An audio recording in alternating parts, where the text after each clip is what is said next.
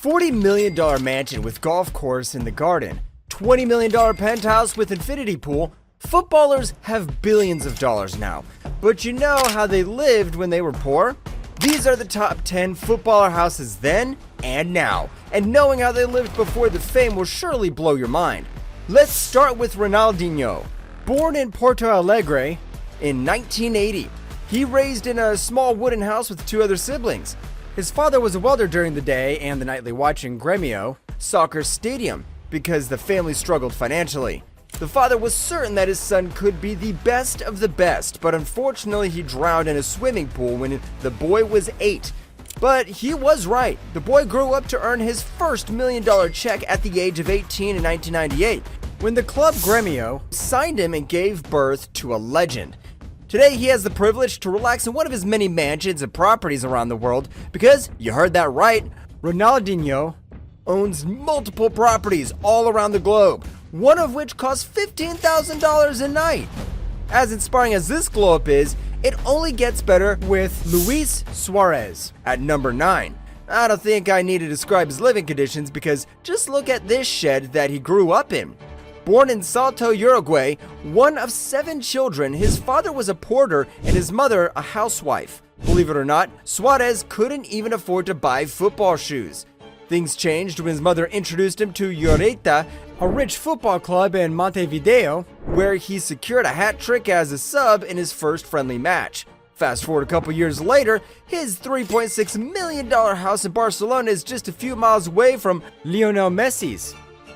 This thing is worth between $3.6 to $5 million, and you can probably guess the amount of rooms there are to play hide and seek.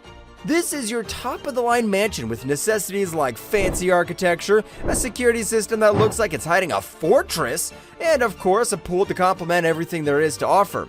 I know that was crazy, but I say the craziest ones are for the top 3. So first up, number 8, because Suarez's pool doesn't come close to Karim Benzema's. Just look at that sleek, modern-looking design. But his childhood was in a small house in a troubled neighborhood in Bron in Lyon with his 8 brothers. Cooped up in a small house like that and upgrading to an 864,000 square meter mansion in Spain is just insane.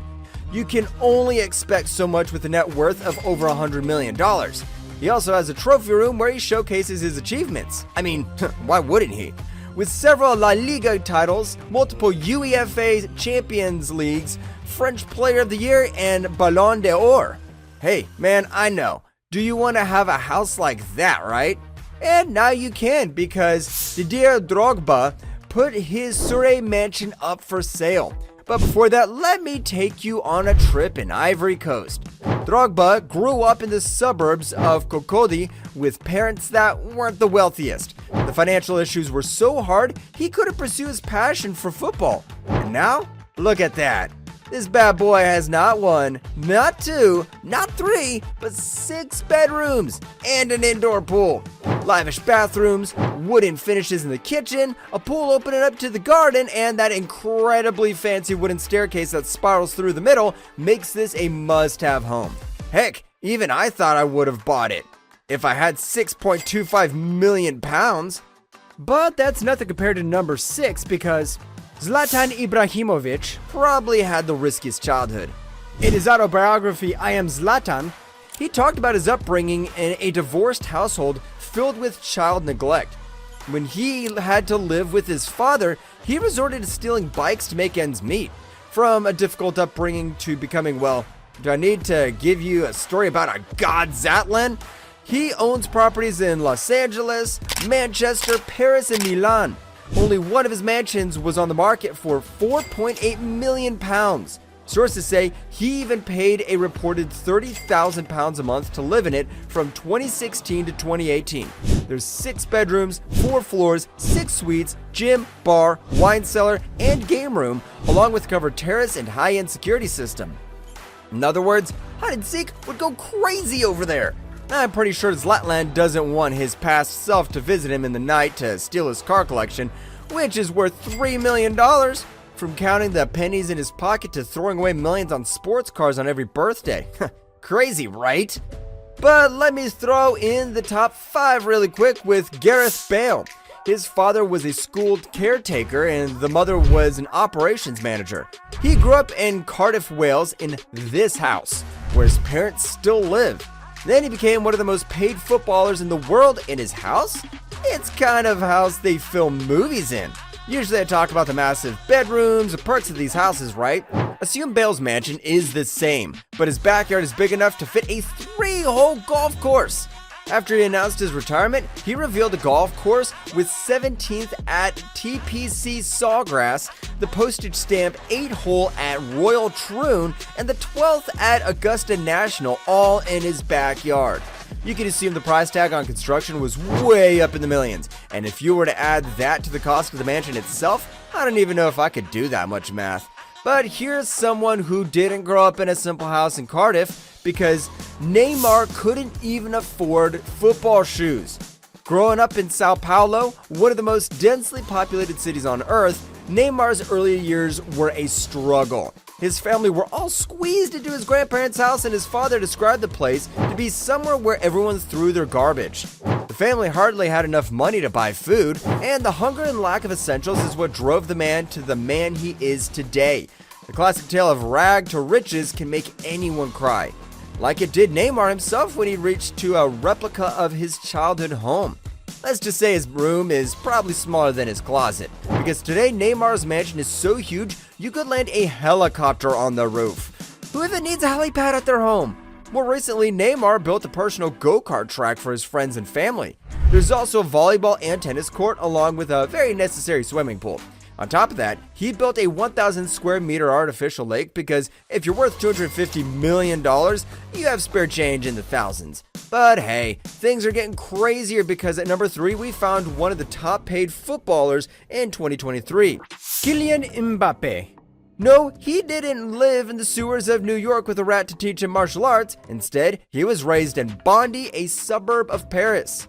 The conditions of the neighborhoods weren't the best, but he had a humble childhood with loving parents and neighbors, including that one in the floor below theirs that had to hear young Mbappe's football being kicked around the floor all day. His passion drove him to be one of the best footballers today, and of course he spent $8 million on a luxury apartment. This multi-story penthouse is in the heart of the French capital with a clear-cut view of the Eiffel Tower. There's a spiral staircase along with 12 bedrooms, a basketball court, library, gym, and a Turkish bath. Is it just me, or did I not know that a penthouse could fit all of this? But let's go ahead with number 2, because I just have to talk about Lionel Messi. He was born and raised in Rosario, Argentina, in a close-knit environment with financial struggles. This struggle hit new heights during the economic crisis of Messi's hometown in the 1990s. As if that weren't enough, Messi struggled with a growth deficiency. Prescriptions and doctor visits cost the family $1,300 a month, and with the peso declining day by day, his father struggled to make ends meet. Luckily, a spotter in Messi's football games recruited him, and Barcelona paid for his medication, changing his life forever.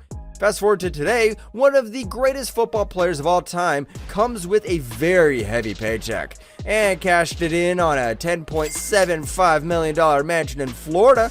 The interior of this thing is out of this world. Fancy living rooms, kitchen, spa, fitness room, and 1,600 square foot master bedrooms are a must.